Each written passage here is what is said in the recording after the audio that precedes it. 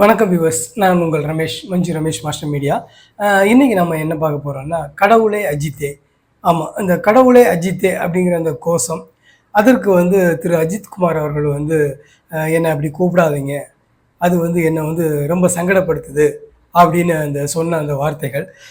இது எதனால அவர் அந்த மாதிரி சொன்னாரு அப்படின்னு பார்க்கணும். என்னன்னு கேட்டிங்கன்னா, அவர் சொன்னது 100% கரெக்ட். என்னன்னா, ரசிகர்கள் அப்படிங்கிறது எந்த லிமிட்டில் இருக்கணும் அப்படிங்கிறதுக்கு திரு அஜித்குமார் சார் தான் கரெக்டான எக்ஸாம்பிள். ஆல் ஓவர் வேர்ல்டுக்கே கூட சொல்லலாம். இந்த மாதிரி டேரிங்காக ரசிகர்கள்ட்ட ஒரு நிலைப்பாடு எடுக்கிறதுக்கு மிகப்பெரிய ஒரு ஒரு கெத்து வேணும். அது திரு அஜித்குமார் சார்கிட்ட இருக்குது. அவர் உள்ளதுபடி சொல்ல போயாச்சுன்னா, அஜித் அப்படின்னு பார்த்தீங்கன்னா அவரை பற்றி நிறைய பேசலாம். அவர் காமன் ஆர்டிஸ்ட் மாதிரி இல்லை. என்னவோ அமராவதி அப்படிங்கிற ஒரு படத்தில் சர்வசாதாரணமாக இன்ட்ரடியூஸ் ஆகி ஒரு காலேஜ் ஸ்டூடெண்ட் மாதிரி அப்படி வந்துட்டு போனார். ஆனால் அதுக்கப்புறம் பார்த்திங்கன்னா, கொஞ்சம் காலகட்டத்துக்கு அப்புறம் அவருக்குள்ளால மிகப்பெரிய மாற்றம். அந்த மாற்றம் தான் திரு அஜித்குமார் அவர்களை எனக்கு மன்றமே வேண்டாம் அப்படின்னு சொல்லி டோட்டலாக ஒரு ஃபேன் கிளப் ஃபுல்லாகவுமே அவர் கலைச்சிட்டார். இது இந்தியாவில் மட்டும் இல்லை, வேர்ல்டு லெவலில் யாரும் இந்த மாதிரி பண்ணியிருக்காங்களா அப்படிங்கிறது கேட்டிங்கன்னா கிடையவே கிடையாது. நான் முன்னாடி சொன்ன மாதிரி மிகப்பெரிய ஒரு டேரிங்கான ஒரு முடிவு. வீக்கில் இருக்கும்போது எனக்கு ரசிகர் மன்றமே வேண்டாம் அப்படின்னு சொல்லி அந்த கலைக்கிற கெத்து. இதுக்கு பின்னாடி பார்த்தீங்கன்னா மிகப்பெரிய நல்ல விஷயங்கள் இருக்குது. என்னன்னு கேட்டிங்கன்னா, இன்றைக்கி பார்த்தீங்கன்னா திரு அல்லு அர்ஜுன், புஷ்பா படத்தினுடைய ஹீரோ, இவரை கைது பண்ணியிருக்காங்க. எதனால் கைது பண்ணாங்க அப்படின்னா, படத்தோட ரிலீஸ் அன்னைக்கு ப்ரீமியர் ஷோ பார்த்தீங்கன்னா அவர் தேட்டருக்கு போயிருக்கார். இவர் தேட்டருக்கு வராருன்னு தெரிஞ்ச உடனே பயங்கரமாக கூட்டம் அதில் ஒரு லேடி இறந்துட்டாங்க. மிகப்பெரிய வருத்தம். இப்போ பாருங்கள், இந்த மாதிரி நிகழ்வுகள் நடக்கக்கூடாது அப்படின்னு கூட அஜித்குமார் அவர்கள் நினச்சிருக்கலாம். ஏன்னா இதுக்கு முன்னாடி பார்த்தீங்கன்னா, எனக்கு தெரிஞ்சு ரோகிணி தேட்டரில் அஜித் சாரோட ஒரு படம் வந்துச்சு. அப்போது ஒரு ரசிகர்கள் இந்த மாதிரி ஒரு ஆபத்தில் மாட்டிக்கிட்டார். அப்படிங்கும்போது இந்த மாதிரி நிகழ்வுகளை தவிர்க்கணும் அப்படிங்கிறதுக்காக தான் திரு அஜித் இந்த மாதிரி ஒரு முடிவை டேரிங்காக எடுத்திருக்கிறார். என்னென்னு கேட்டிங்கன்னா, பொதுவாகவே என்ன சொல்லணும்னா, அஜித்தை பொறுத்த வரைக்கும் நீங்கள் என் படத்தை பாருங்கள், சந்தோஷப்படுங்க. அதை தாண்டி இந்த மாதிரி பெரிய கொண்டாட்டங்களில் நீங்கள் ஈடுபடாதீங்க. என்ன ஒரு நடிகனாக பாருங்கள், ரசிகனாக ரசிங்க, அதோடி நிறுத்திடுங்க.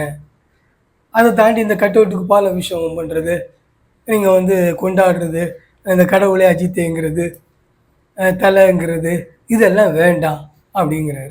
எவ்வளோ பெரிய ஒரு ஒரு மெச்சூர்டான ஒரு விஷயம்னு பாருங்கள். அதே மாதிரி அஜித் அவர்கள்ட்ட இந்த ஒரு விஷயம் கிடையாது.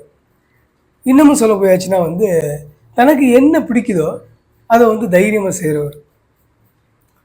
ஆட்சியில் இருக்கும்போதே திரு கலைஞர் முன்னாடியே கலைஞர் விழாவிலேயே டேரிங்காக பேசினவர். அது எல்லாருக்கும் தெரிஞ்சிருக்கும். நடிகர்களை நீங்கள் வற்புறுத்தி இந்த மாதிரி கலை நிகழ்ச்சிக்கு அழைக்கக்கூடாது, எங்களை எதுக்கு அப்படி வற்புறுத்தி அழைக்கிறீங்க அப்படின்னு சொல்லி அன்றைக்கி கலைஞர் சிஎம் அவர் முன்னாடியே டேரிங்காக பேசினவர். அன்னைக்கு திரு ரஜினிகாந்த் சார் வேறு, நம்ம சூப்பர் ஸ்டார் வேறு எந்திரிச்சு அதை ஆமோதிக்கிறது மாதிரி கைத்தட்டினார்.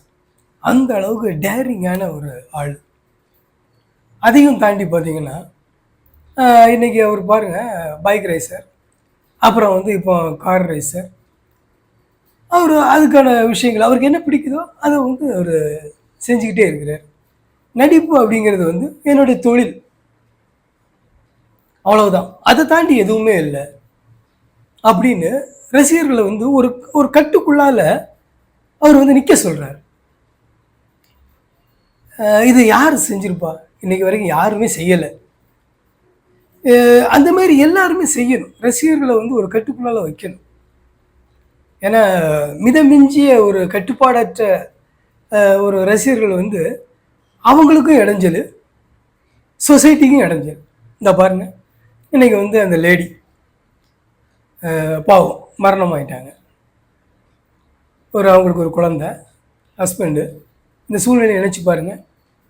இன்றைக்கி அல்லு அர்ஜுன் வந்து கைதாகி சிறைச்சாலைக்கு போயிருக்காரு. ஏன்னா சட்டம் எல்லாருக்கும் பொதுவானது. சட்டப்படி அவங்களுக்கு பெயில் கிடைக்கும். அது வெளியில் வந்துடுவாங்க. ஆனால் பறிப்போன அந்த உயிர் வந்து மீண்டு வருமா? வராது. ஸோ சார் சொன்னது மாதிரி எல்லா ரசிகர்களுமே நீங்கள் படம் பாருங்கள், சந்தோஷப்படுங்க.